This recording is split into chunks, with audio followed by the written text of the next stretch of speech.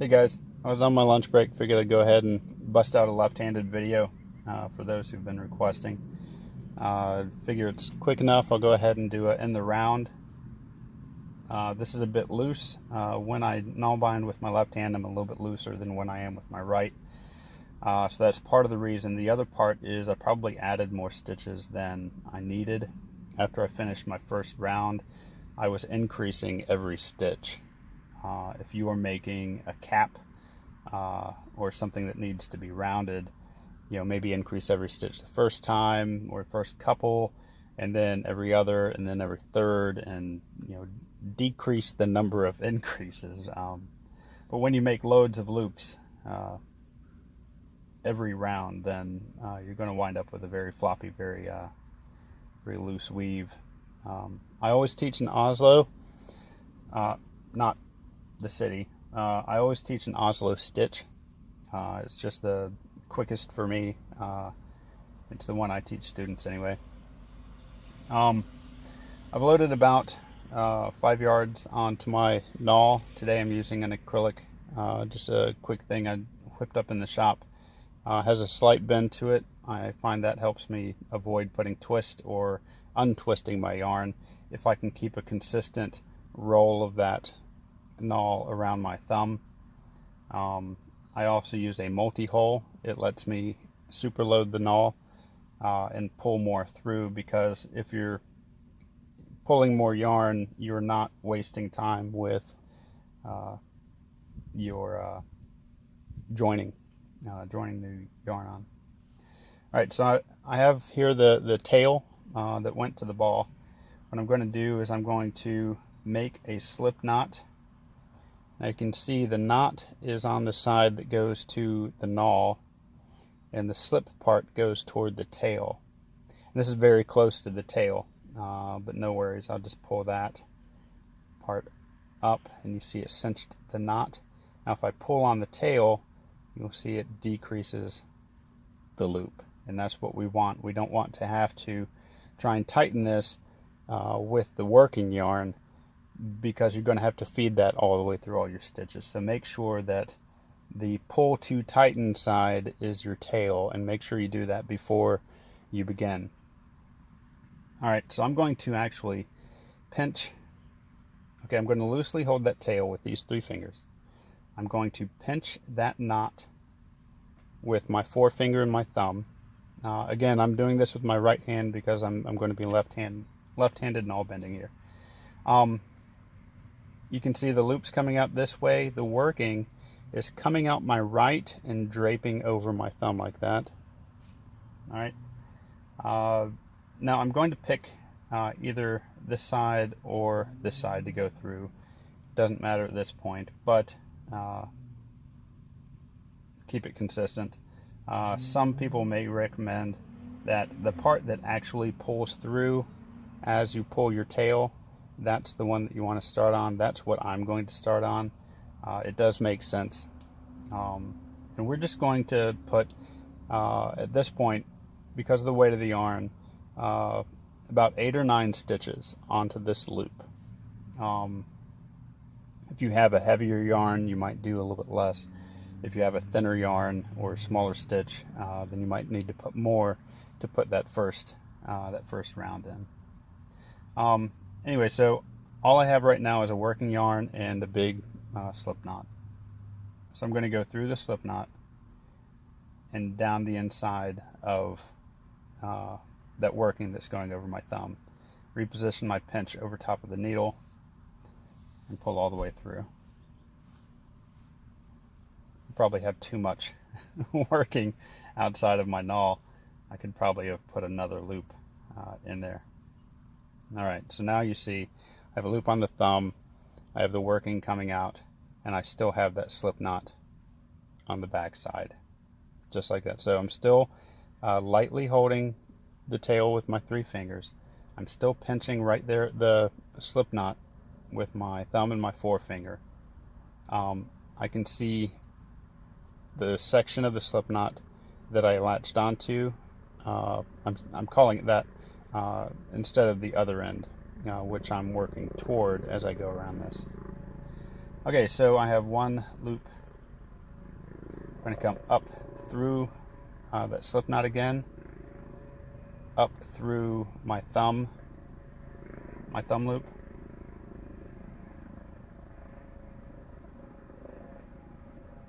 I'm breaking this stitch process in half. Sometimes I find it helps people to, and then back down the outside of my right thumb.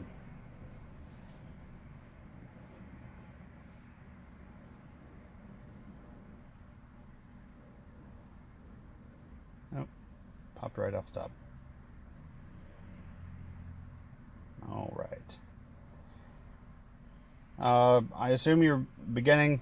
What I always do, if ever I get mixed up with my loops, I'm using a variegated yarn right now, so it's pretty easy for me to tell that the yellow one's on the bottom because that's the color I'm working toward. But if you're working with a monochromatic bit of yarn, if you just tug on that working yarn, whichever loop you feel tighten around your thumb is your bottom loop. Some people work with this top loop back behind their thumb like that. I prefer to keep it on my thumb. It's personal preference. But I prefer to keep a top loop, a bottom loop, and a working yarn going over top of my thumb whenever I do Oslo. It's how I learned. It's how I teach. Like I said, some people like to pinch those loops in the back so that they can go through whatever. If I'm doing a stitch that requires multiple back loops, I will pinch those back here, but I will still keep this top loop on my thumb, whichever way. All right, so still clutching that tail, still pinching there. I'm going to go through here, add another loop. This time I'm going to pop that top loop off, come back down, move my pinch back to the top of the work. The reason I'll tell you as I'm pulling this yarn through, the reason I'm lightly holding that tail with my bottom fingers there is because I don't want that loop to rotate and feed through my work. Holding the tail there kind of staples this slip knot in place. And I'm not clutching it, I'm not doing a death grip or anything. It's just a light hold on it, just so the slip knot doesn't, so I'm not chasing it or pulling it through any of my work.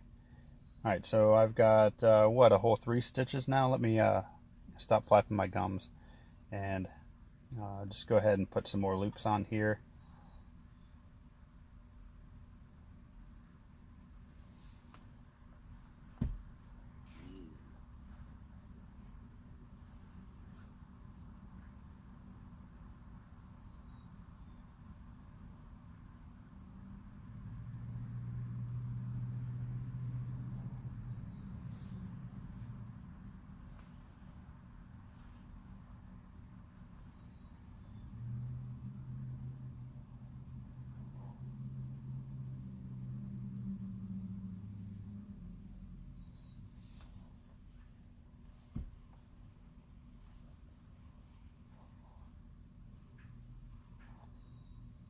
I don't think I'm going out of frame. If I am, I apologize. Because I'm not in the studio or anything, I'm in my car at an office park. So I don't really have a tripod or anything for my phone. It's really just wedged in between the seat and the headrest. And I've lowered the headrest to kind of pinch the phone there on the top of the seat. Let's see, so I'm at about, how many loops? 1, 2, 3, 4, 5. I'll call this about, I don't know. You probably have a better count than I do right now. I'll just do a couple more, just to make sure that I have, 8 or 9 or maybe more. I don't know. It won't really matter for this because I'm not making it for a purpose. If you're doing an actual project, such as a cap or mittens or a sock, you're going to want to know how many stitches you have. I'm just doing a in the round. So it's not as important that I keep track of the numbers. Do follow your pattern or follow a mathematical pattern as you're working, and you'll be much happier with the result than you would be if you just kind of do this avant-garde, just by the seat of your pants, null bending. Okay, so I have done a loop. You can see I've almost finished that entire slip knot. So what I'll do is I will take that free cord. I will simply, oh, I forgot a step. Here we go. I need to make sure that I haven't twisted, fouled up my own project here. It appears I may have done a little. Let me do just a little readjusting here.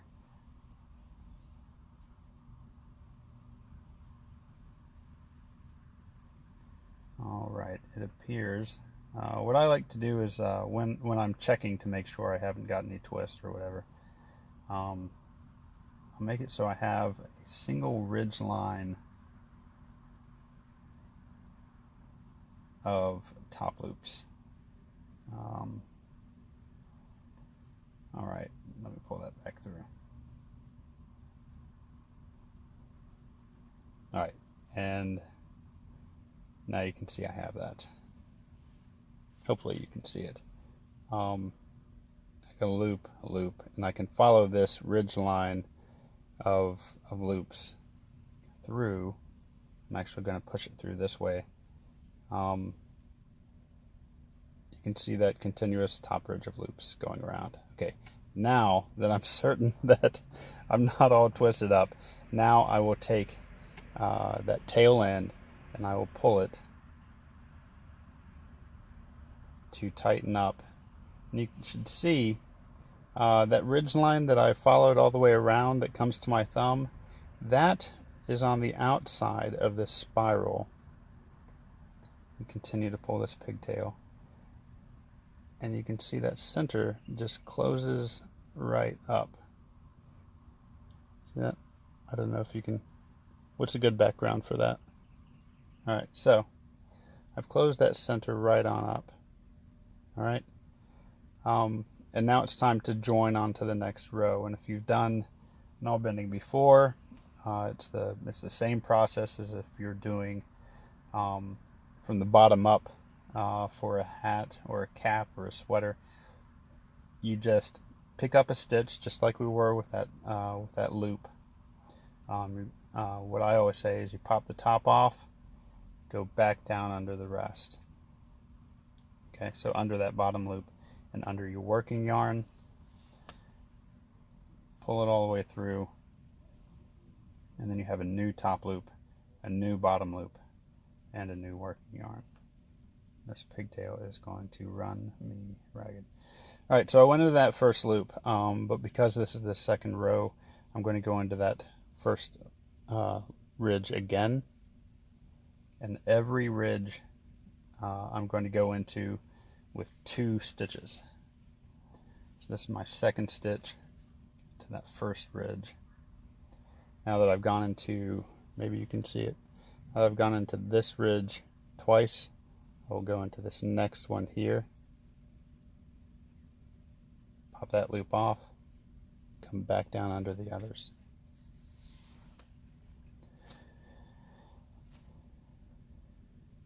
All right.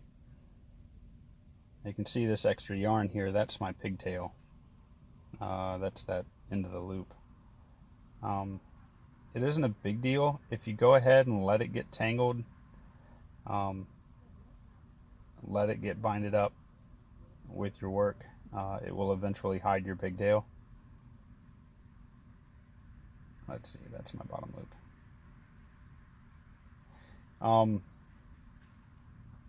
Otherwise, just go back at the end and hide it in your stitches, or knot it off and snip it, or however it is that you like to finish your work.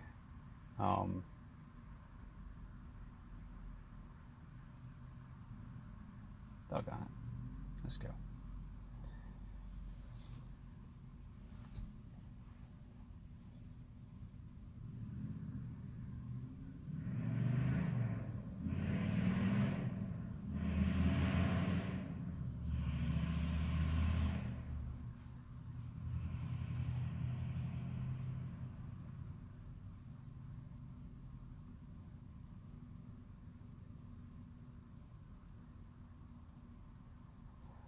All right, going into that next stitch for the first time.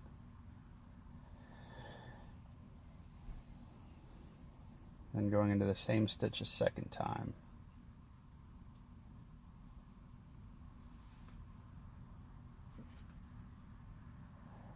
All right, and you can see we're starting to get that spiral shape. We're just going to keep going around and around. I'm not going to do the entire video. I'm not going to sit here and run to the end of my yarn. I do have to get back inside from lunch, but I just wanted to pop out and see if I could put this together for you over a lunchtime. If you need anything else or any other questions answered, go ahead and reach out to me. If you're interested in getting custom made nawl, reach out for that as well. Like I said, I'm using an acrylic right here that I was able to actually shape into the curve that I wanted. I was able to do multiple holes. I sand everything down to 3,000 grit so it doesn't snag on anything. I also do antler, a variety of woods. This one was made for people with a little bit less dexterity, whether from age or just physical limitation.